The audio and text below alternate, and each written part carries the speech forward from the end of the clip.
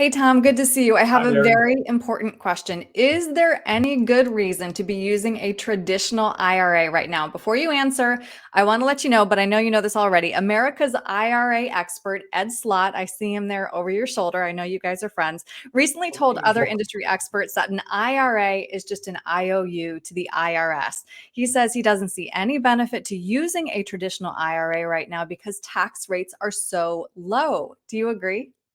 100%. It is dead on. IRAs were originally created back in the 70s when Mhm. we had 12, 15 different tax brackets. So it was very easy for people to move up and down in those brackets. Theoretically, people would work in one tax bracket and retire in a lower tax bracket. That's where that myth comes from that people still believe today. But we've spoken about in prior interviews.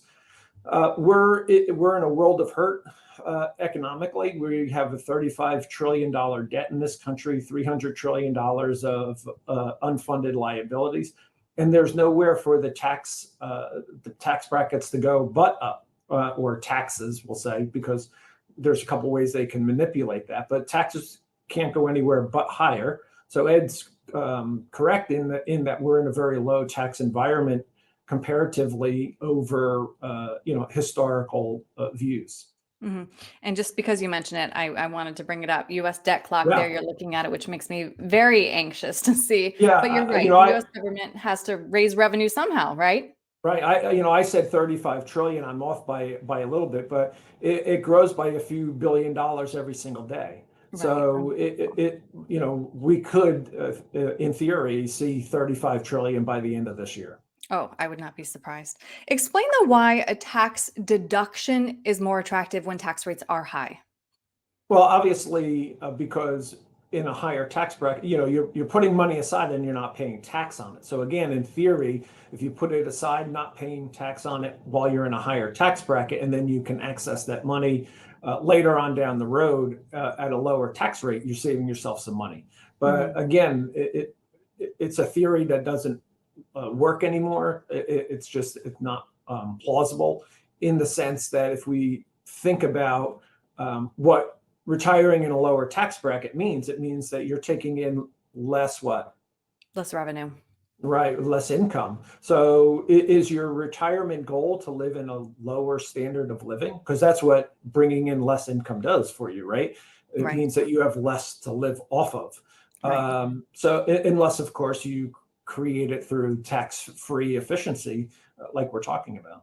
Mhm. So speaking of tax rate, let's say you converted all your tax deferred accounts. Theoretically, you lowered your tax bill for the rest of your life.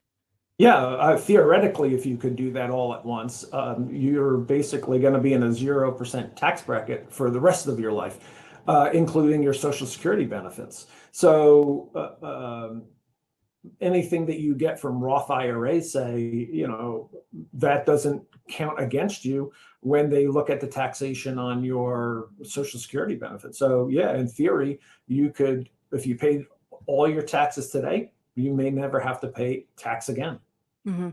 And I just want to bring up a look at historic marginal tax rates as we Yep. answer these last few questions, Tom. How about investing in a brokerage account then instead of an IRA? Because at least with a brokerage, there's, no real debt there, no deal with the government.